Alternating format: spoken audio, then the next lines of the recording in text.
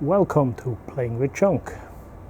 Today I have something old for you, a Compaq Proliant 3000. And before we take it apart, let's see if it's still working.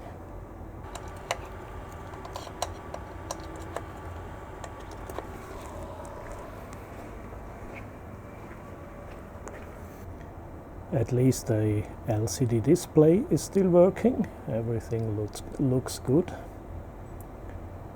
I think the next step would be to push the power button, which is here, hidden behind that door.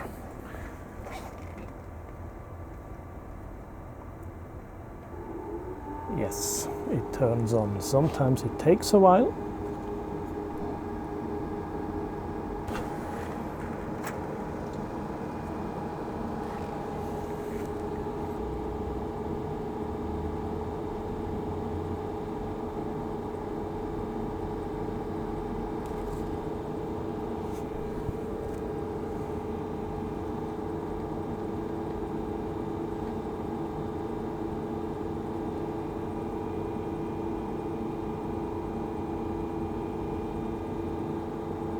And when video is ready, we also get something on the screen.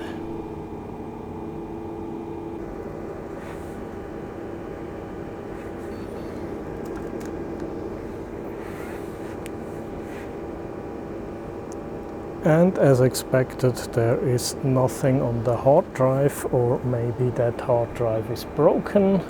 I mean, the machine is from about 1999.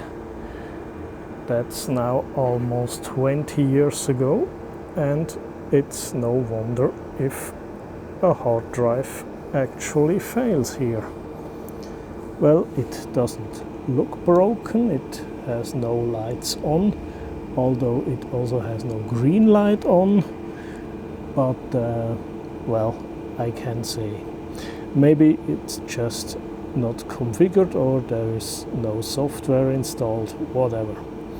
The problem here is, to install new software, I first need the right floppy, because this server doesn't have a BIOS setup like normal modern PCs.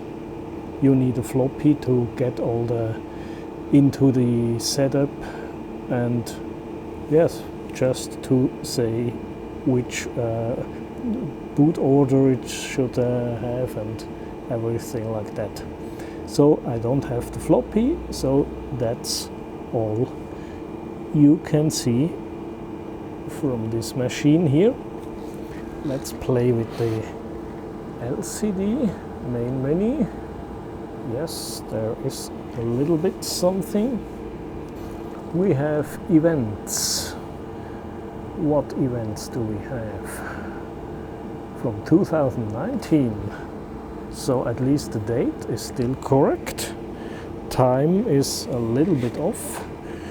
Maybe half an hour in advance, but not bad for that time. Keyboard error. Yes, that was the keyboard I used before. That was broken, so I connected a new keyboard. It's okay now. Power supply failure was in 2010, 8 years ago. Maybe that was the last time when the machine was running, and I simply unplugged the power supply, so that created a power supply failure. Another power supply failure. Yes, it has two power supplies. Rear CPU fan not present, so that's not the case now. So that was from 2006. Yeah, someone stole the CPU fan then and reinstalled it. Yeah. 2004 IO fan. Yes, we needed a couple of fans from that machine, but we replaced it every time. Okay, let's see, can we No, we cannot delete all the events. Server info, server name, okay. System info. ROM version 2000. That means it probably has the very first firmware, the firmware it was delivered with. Boot block date 1999, so that's probably more or less the date when this machine was born. Memory 1.6 gigabytes, that's a lot for this machine. I don't know where that comes from, we will see that a little bit later. Processor 2 not installed. Processor 1, it's a Pentium 2 with 200 megahertz. This machine was also available with Pentium 4s. Contrast, okay. Other info. Log is empty. Okay, I think that's it. Well then, let's turn it around. And yes, it has wheels, because it's a little bit a heavy machine. And here on the back side we have connectors. We have two serial connectors. Then we have PS2 keyboard and mouse. Then we have a parallel connector, SCSI 16-bit and VGA monitor. And that's it.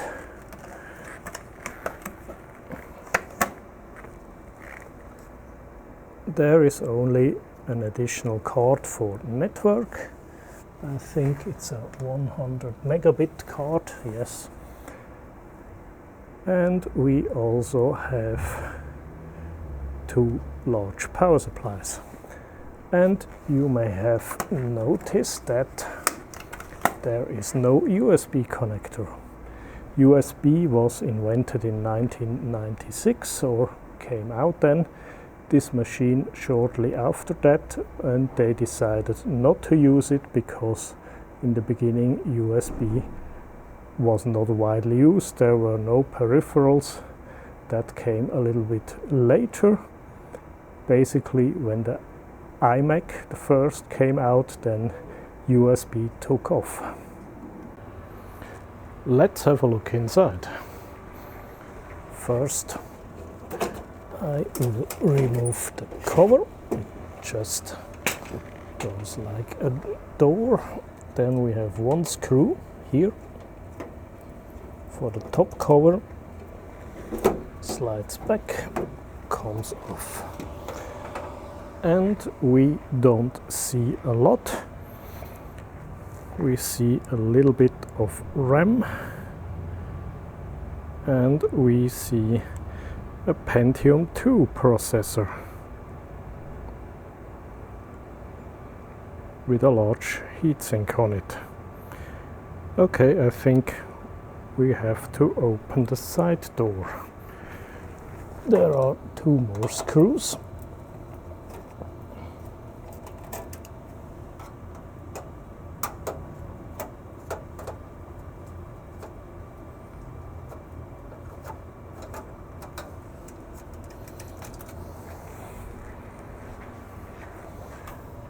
That one slides back and comes off. And there is also all the information you need for the configuration of the machine. For example, here you have dip switch settings for different processor speeds from 350 to 550 megahertz. Then you have, for example, a switch you have to select if you use it as a tower server, like now on wheels, or if you want to put it in a rack, because you rotate in it 90 degrees, and I don't know what exactly changes. Maybe they change the cooling a little bit. I knew that some IBM machines they changed the disk IDs. So you had different disk IDs when the machine was upright or when it was lying flat. I don't know what logic that means.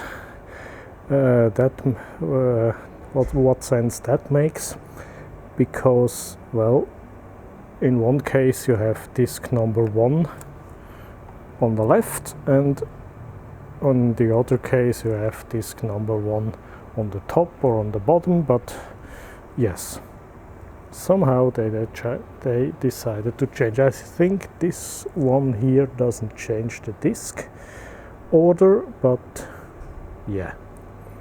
So that's all the important things you know. Also how to install the memory and in which order they go in. And that's the system from the side. You see here there is one CPU, there is a socket for the second CPU, which is not installed. It has a lot of fans. It has 2 fans to cool the CPU here. I think normally there would be a cover here to guide the air through the CPU heatsink. One fan pushes air in, the other sucks the air out, blows it out on the back. It was the disk cage here that could be removed.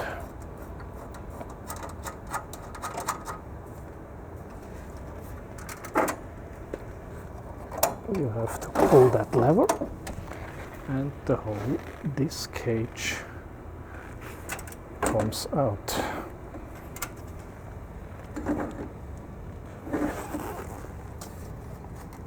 But only if you also unplug all the cables, especially the short power cable here.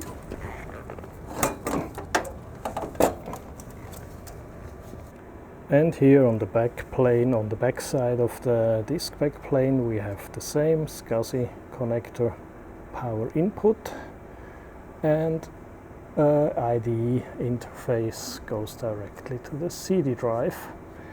And there is a power output to supply power to the CD and other peripheral drives that can be installed in the 2 slots above the CD-ROM. The hard disk drive is a 9.1 gigabyte. Not really a large drive even for that time. So the common drives then were 18 gigabytes or 36. So 18, well, 9 and 18 was most commonly used. And that's the drive. You can see the drive here inside. It's a SCSI SCA single connector architecture drive. SCSI white 16-bit, and the small cable here on the side goes to the front and powers the 3 LEDs. This drive is 1.5 inch high, so the modern drives are only 1 inch high, so that's the reason why this cage around here is so large. I already removed the RAMs here, so let's see what we have. There is a 512 megabyte, another 512, that one has no clear label. There is a Compaq part number. We could Google that to find out that it is probably the same as this here with 256, another 256, so that's 1.5 gigabyte, and there is 256 more, so we have 1.75 gigabytes, which is really good for a machine of that age. Normally you probably have a total of 500 megabyte, maybe 1 gigabyte with all slots completely occupied with smaller RAMs. So I think these RAMs here have been installed a little bit later when they were cheaper and available. So let's see how the CPU looks. So that's a Pentium 2 from Intel with a nice holographic sticker that depicts the chip inside, more or less. So with MMX technology, and it's a 400 megahertz, 512K cache. No, that's not 512 meg, that's 512K cache, and made in Malaysia. Okay, with a large heatsink where the large fans here blow the air through. Then we have large chips to connect the two CPUs. We also have a removable voltage regulator, and that's not a bad thing because these things sometimes blow up. They don't supply any voltage anymore to the CPU, and on modern mainboards you have to throw away the entire mainboard, and here you can simply change the CPU power supply, the VRM, the voltage regulator module. And by the way, these voltage regulators are quite universal. You find them in every brand of server of the same age. So IBM, Dell, Compaq, HP, they all used the same, and sometimes they were even interchangeable because the pinout of the connector here was given from Intel. It was specified together with the processor, so there was not much to do for all the manufacturers. They simply took the design, or they just bought these modules from third-party manufacturers. I don't think that Compaq has made this here. You bought it together with the CPU. Okay, what else do we have? We have fans with cables, and it is secured here with one screw. Another fan, that's the fan for all the I/O cards, and we have I/O cards that are attached with no screws. We only have these plastic levers here, and we see a simple PCI network card, Compaq NC3120, and it's a 100 megabit. Here you can see that. That's maximum speed. Okay, we have a lot of PCI slots. We also have some ISA slots, the old PC-AT slots. Then we have onboard the SCSI controller chip, Super I/O, that's parallel, serial, everything. We have two SCSI buses. One is not used, the other one is used.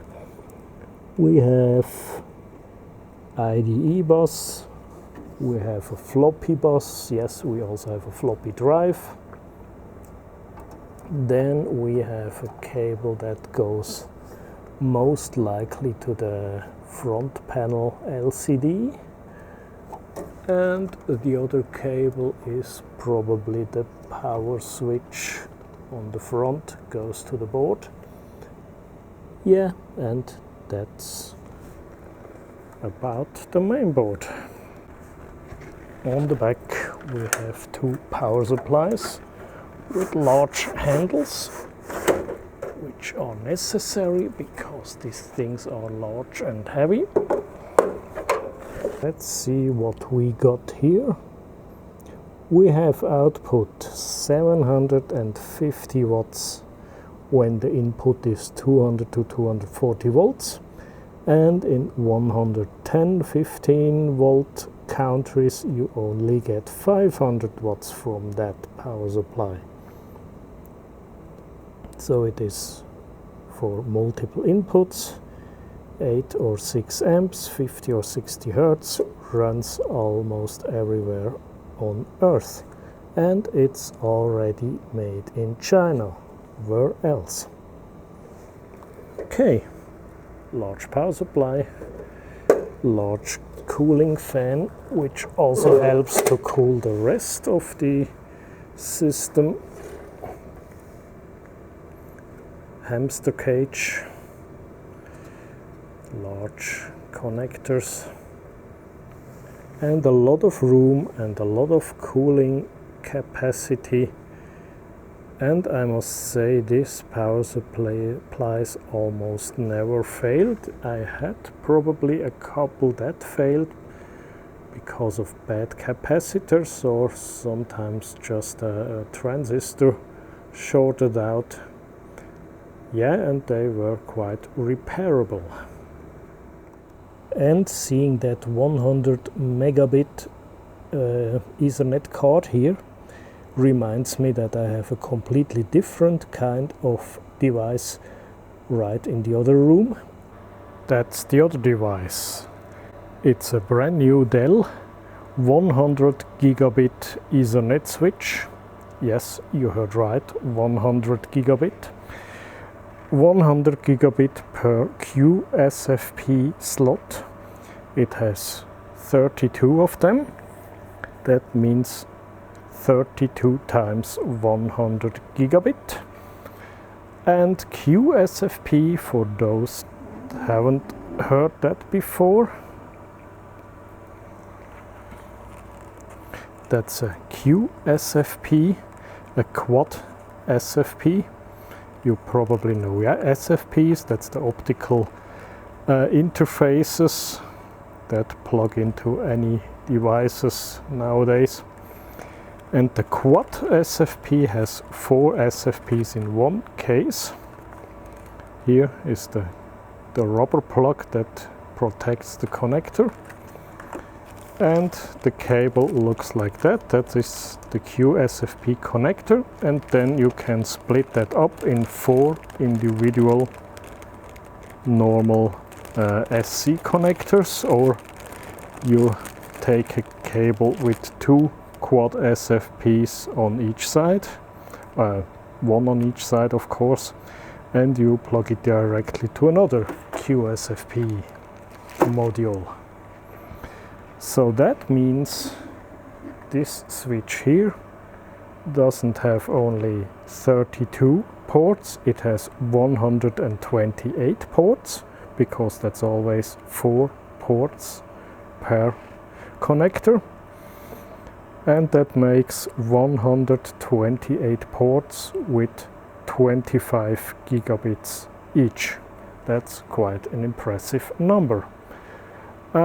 Or another impressive number is all ports together.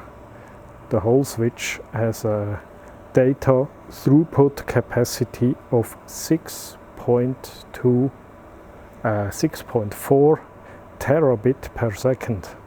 So that's 32 times 100 gigabit times 2, because we have receive and transmit, and if we are in duplex mode, that results in 6.4 terabit per second.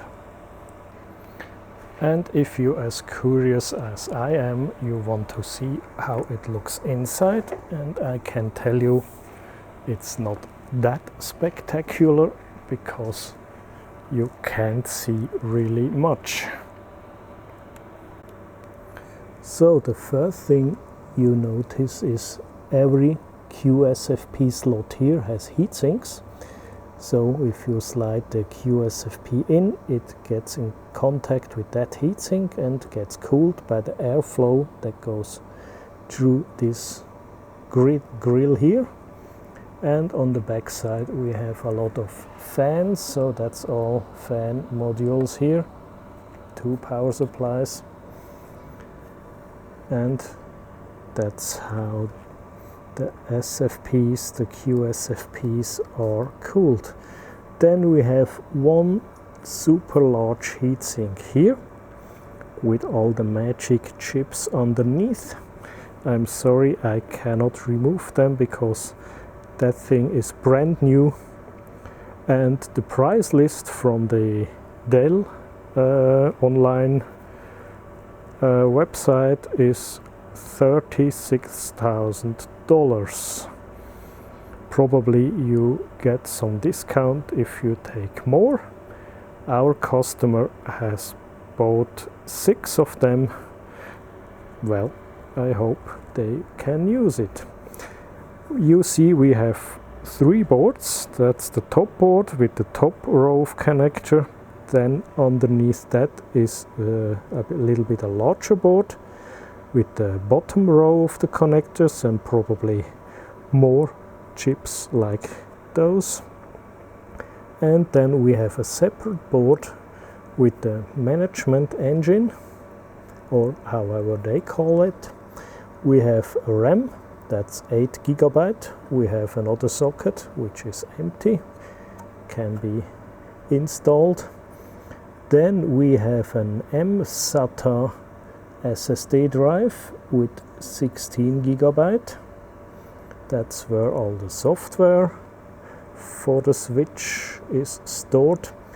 And by the way, you can have 3 different operating systems, one from Dell, then another one from, what was the name, Big IP?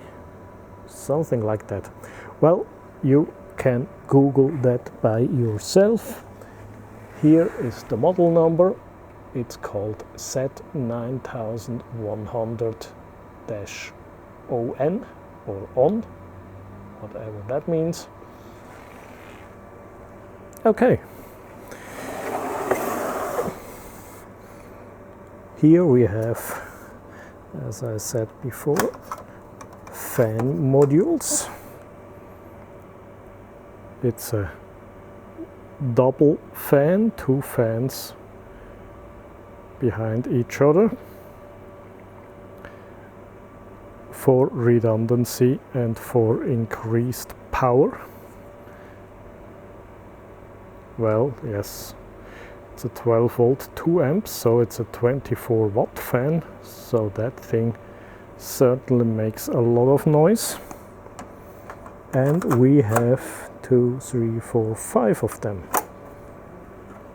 And also power supply, 750 watts each.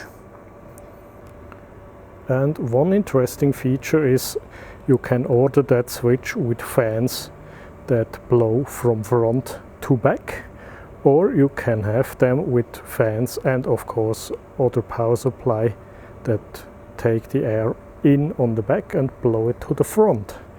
That depends on where in the rack you are installing the switch, because normally you install it with the ports facing to the back side of the rack because all the cables came out of the servers there.